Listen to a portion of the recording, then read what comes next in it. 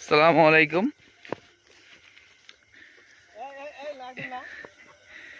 এই তো কৃষকের জীবিকা, কৃষকের জীবন।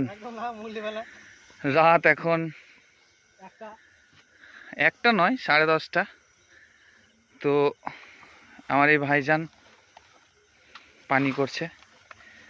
তো সমস্ত পরিস্থিতিতেই তিনার ওপর রাজি থাকতে হবে, আর কাজ শেষ না করে পিছু হাঁটা যাবে না।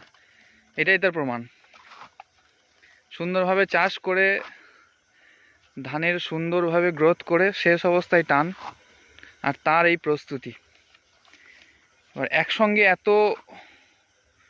মানুষ পানির জন্য লাইন আছে যে শুধু দিনের বেলায় পাচ্ছি না, ইভেন সন্ধ্যেবেলাতেও পাচ্ছি না। তো সারা রাত আমরাই রাত্রের দিকে চালাচ্ছি।